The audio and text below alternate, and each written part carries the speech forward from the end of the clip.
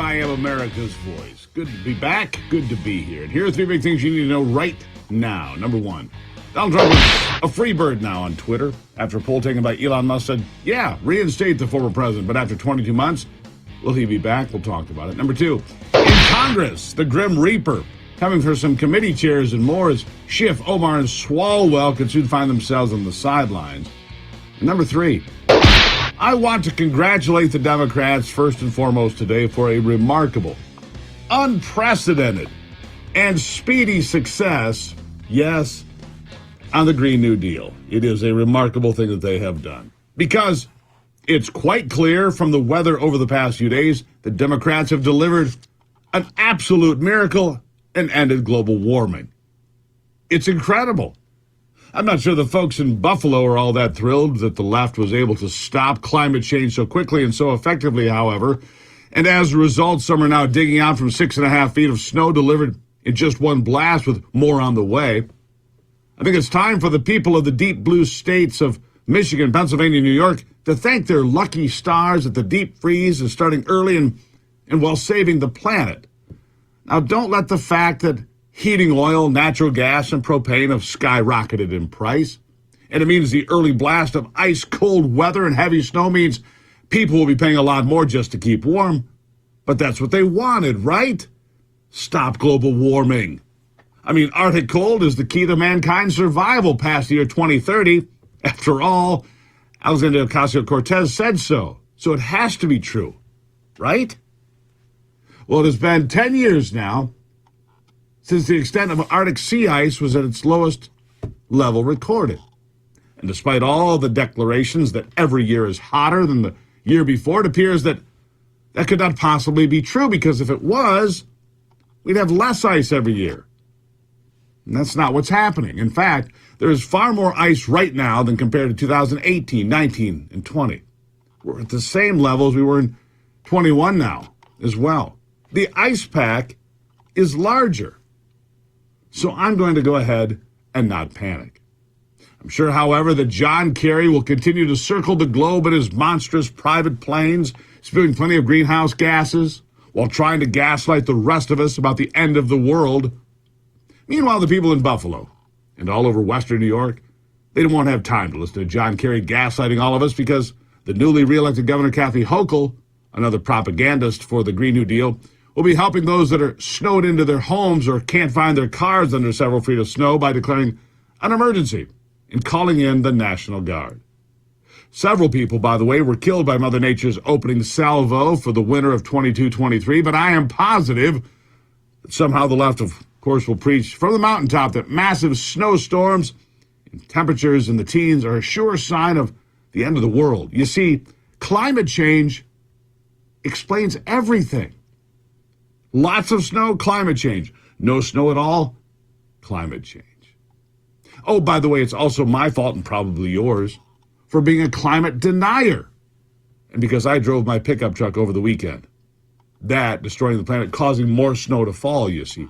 Do you see how that works? Cause and effect. You, redneck, are causing it to snow. You're causing it to be warm. You're causing it to be wet. You're causing it to be dry. It explains everything. I wonder what will become of those climate deniers in Buffalo and over in Europe, too, that are likely going to sit in the cold during the blackouts this winter. I wonder what will happen to the champions of the Green New Steel when they, too, are shivering and wondering what they are going to do if the winter continues this way. Do you think any of those energy deniers will come around and admit that we need energy, American energy, to overcome the challenges we're facing right now? There is one surefire way to get America back on track and save millions from sitting in the dark and the cold, from Lake Ontario to Lake Geneva, and that is to open the vast quantities of American energy for us and for our friends around the world. We are not subject to any energy whim or that make-believe notion that somehow we're better off buying dirty oil from Saudi Arabia or Venezuela. The idea that windmills, that, by the way, often sit quietly, not turning in the winter doldrums because the wind doesn't move, or the solar panels that are often far less effective under the gray skies of winter, are somehow the answer to high costs and inconsistent energy production. It's Well, it's just false. What do we need? We need energy density. And there is nothing more energy dense and time tested than hydrocarbons.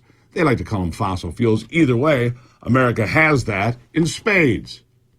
I know it won't happen yet because Republicans failed to create the red wave we were all looking forward to this year.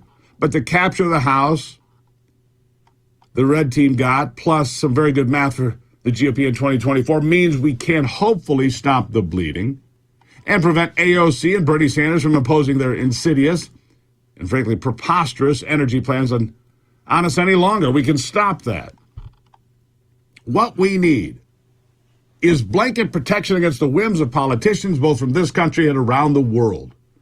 We provide ourselves with that protection by maximizing American energy production, not by punishing the companies and the people that make that possible. It's time America and the misguided Green New Dealers warm up to the idea of energy independence again. Otherwise, this will be just the first in a series of long, hard, miserable winters that will destroy the overstated climate emergency scam, leave families devastated trying to choose between inflation-driven prices at the grocery store, filling the car, or heating their homes. The long, hard economic winter could last for several years if we fail to act and act soon.